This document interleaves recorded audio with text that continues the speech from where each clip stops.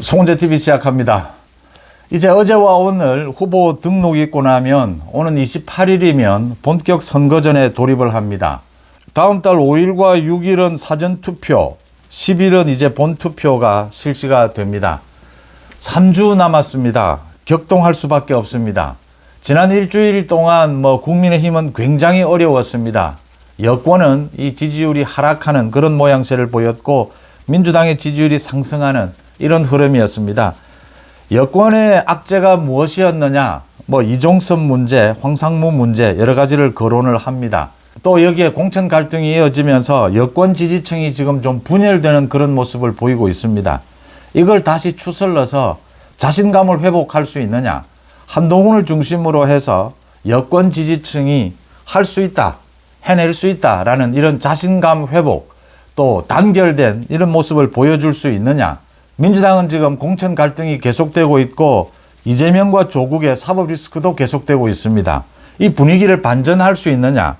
이걸 28일 전에 이 분위기 반전이 일어나야 된다라고 하는 점입니다. 이제 내일부터 또 주말에 들어갑니다. 이번 주말을 거치면서 분위기를 반전시킬 수 있겠느냐? 국민의힘은 반전시킬 수 있는 가능성이 매우 높아졌고 악재들을 좀 제거를 했다. 민주당은 악재가 계속 터지고 있다라고 하는 점입니다. 여기서 중요한 것이 역시 수도권입니다. 시사저널에서 이 수도권 서울, 인천, 경기만을 대상으로 해서 이 여론조사한 결과를 발표를 했습니다. 굉장히 섬세하게 여론조사를 했기 때문에 이 들여다볼 만한 부분들이 굉장히 많습니다. 이 시사저널의 여론조사 결과를 바탕으로 해서 한번 지금의 전국을 점검해 보겠습니다. 먼저 서울, 인천, 경기 의석수가 122석입니다. 전체 의석수의 48%입니다. 절반입니다. 서울이 48, 경기가 60, 인천이 14입니다. 이게 4년 전에는 121석이었습니다. 한 석 늘어난 것이죠. 4년 전 총선 결과는 어땠느냐? 121석이었습니다. 그 중에 103석을 민주당이 싹쓸이를 했습니다. 국민의힘은 16석이었습니다. 서울 8, 경기 7, 인천 1. 민주당은 103석이었고 국민의힘, 그러니까 전신인 미래통합당입니다. 16석에 그쳤습니다. 참패를 당했습니다. 이게 지금 바뀔 수 있느냐? 이걸 어디까지 바꿔야 하느냐? 이 수도권에서 50대 50 승부가 나면 국민의힘의 압승입니다. 과반을 훌쩍 넘는 압승입니다. 그까지는 어려울 것이다. 과연 어느 정도 될 것이냐? 시사저널이 K-스탯 리서치에 의뢰를 해서 지난 18일, 19일 1,009명을 대상으로 전화 면접 조사를 한 결과입니다. 내일이 총선 선거일이라면 어느 정당 후보에게 투표하겠는가 합니다. 질문은 민주당 38.9, 국민의힘은 32.9입니다. 6%포인트 차이입니다. 그런데 여기에 조국혁신당이 있습니다. 조국혁신당은 이 지역구에 후보를 내지도 않았는데 3.3%입니다. 조국혁신당은 민주당 지지다라고 본다면 이게 9%포인트, 10%포인트 정도 차이가 난다라고 하는 것입니다. 아직도 지지정당이 없다, 10% 가까이가 됩니다. 그 다음 수도권 선거에서 가장 중요한 것이 이 중도라고 자신을 밝히는 이런 응답자입니다. 중도라고 밝힌 사람 중에 민주당 39.1입니다. 국민의힘 21.6입니다. 무려 20% 정도 차이가 납니다. 지난 일주일 동안 중도가 완전히 민주당으로 쏠렸다라고 하는 겁니다. 이게 2주일 전에는 전부 국민의힘 쪽으로 쏠려 있었습니다. 그래서 민주당의 후보들이 다 죽는다 소리가 나왔고 100석, 120석 이야기가 나왔습니다. 이게 일주일 만에 완전히 민주당으로 쏠리면서 지금은 국민의힘이 다 죽는다 이런 소리가 나오고 있습니다. 이제 조금 바뀌었습니다. 이제 여러 가지 악재들을 제거를 하면서 좀 분위기는 바뀌고 있습니다. 또 중요한 것이 있습니다. 반드시 투표하겠다라고 밝히는 응답자 민주당 43.6, 국민의힘은 35.3입니다. 이게 뭘 의미하느냐? 지금 민주당의 지지층은 결집하고 있다. 국민의힘 지지층은 분산되고 있다라고 하는 것입니다. 이게 최근에 공천에서의 갈등, 또 이종섭 문제 어떻게 처리하느냐, 여기에 국민의힘 지지층이 좀 여러 가지 분열상을 보이고 있다라는 점입니다. 이게 그대로 지금 여론조사에 나타나고 있습니다. 좀 더 지역별로 세밀하게 들어가 보면 서울입니다. 서울은 민주당 35.9, 국민의힘 35.1, 거의 동률입니다. 서울은 동률이다. 서울은 국민의힘이 이길 수 있는 여지가 굉장히 높다라고 하는 것입니다. 또 인천에서도 국민의힘이 우세합니다. 민주당 33.5, 국민의힘 40.2입니다. 인천은 지금 잘 분위기를 이끌어가면 국민의힘이 싹쓸이를 할 수도 있을 것이다. 이 수도권 선거의 특징입니다. 어느 한쪽으로 추가 기울면 싹쓸이가 된다라고 하는 점입니다. 4년 전에도 보셨던 그 부분입니다. 경기는 60석입니다. 이 경기 지역은 민주당이 압도적이다라는 점입니다. 민주당 42.3, 국민의힘 29.7입니다. 12.6%포인트 차이인데 여기에 뭐 조국당까지 합하면 15%까지 차이가 날 것이다.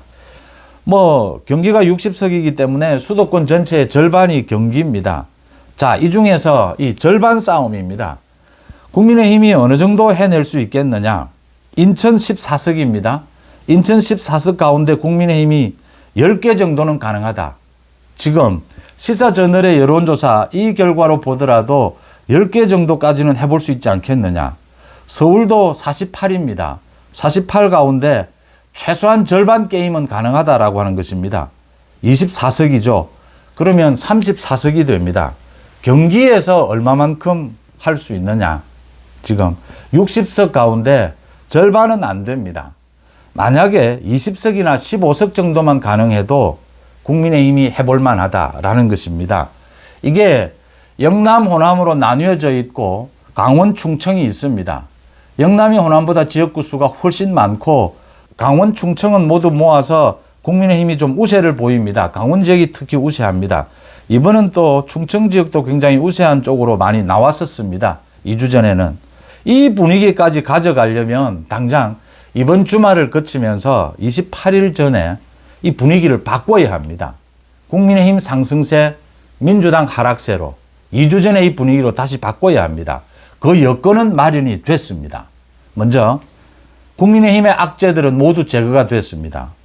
윤석열 대통령이 굉장히 힘든 상황에서도 결단을 내렸습니다. 이종섭 문제, 황상무 문제 모두 정리를 했습니다. 계속해서 이종섭, 이제는 공수처가 얼마만큼 잘못했는가, 공수처가 전혀 이종섭에 대해서 조사할 자세, 뭐 준비도 되지 않으면서 이 MBC 측에 수사 기밀을 흘렸다, 가짜뉴스를 생산했다. 이 부분을 가지고 매일같이 이제는 공세를 취할 수 있을 겁니다. 그 다음 민주당 쪽입니다. 이재명과 조국의 사법 리스크입니다. 조국의 딸인 조민이 잠시 전에 1심 판결이 나왔습니다. 1,000만 원 벌금형입니다. 모두 유죄로 확정이 됐습니다. 조국에게는 치명타가 될 것이다. 이재명 마찬가지입니다. 오늘 선거법 위반 재판인데 또 불출석을 했습니다. 강제 구인하겠다라고 하는 경고가 나오게 될 겁니다. 대장동 재판에서는 이미 강제 구인 경고가 나왔습니다. 26일 이재명이 또 이런 식으로 오만하게 재판부를 깔보는 이런 행동을 하게 되면 강제 구인될 가능성이 높습니다. 선거를 앞두고 지금 이재명의 이런 재판은 이 재판에서 계속 그 내용이 흘러나오고 조국 마찬가지입니다. 강제 구인 이야기가 계속 나오면 그 자체로 사법 리스크는 커질 수밖에 없습니다.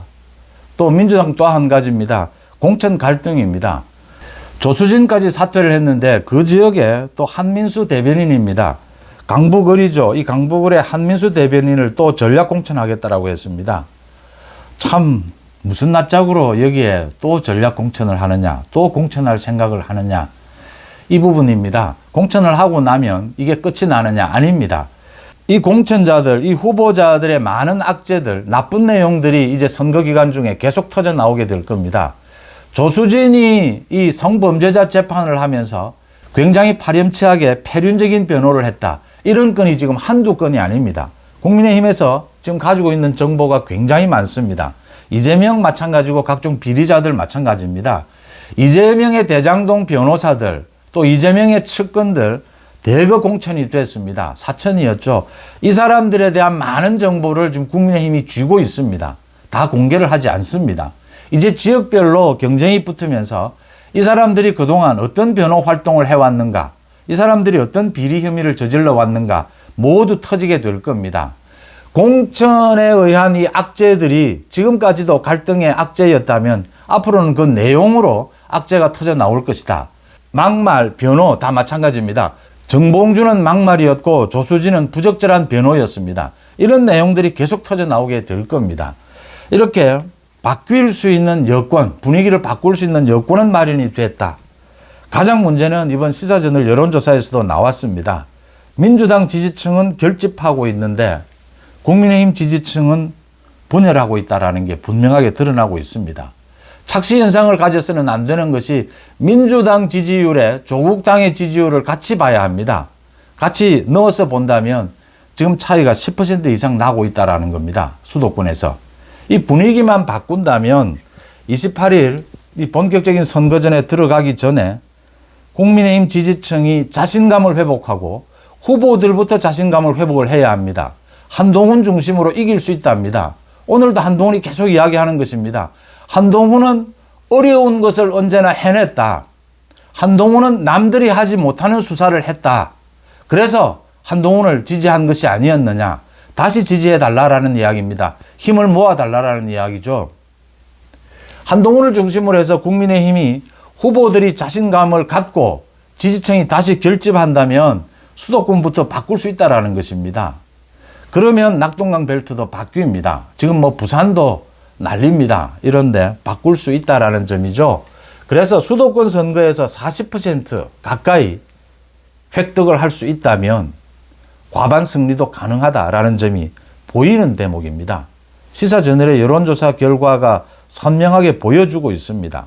지금 국민의힘과 민주당 양당이 보고 있는 판세도 이런 흐름입니다. 흐름만 바꾸면 된다. 흐름을 바꾸는데 가장 중요한 것은 한동훈이 밉든 곱든 국민의힘 지지층이 뭉칠 수 있느냐, 자신감을 회복할 수 있느냐, 그게 시사저널의 여론조사 결과가 가리키는 지점입니다.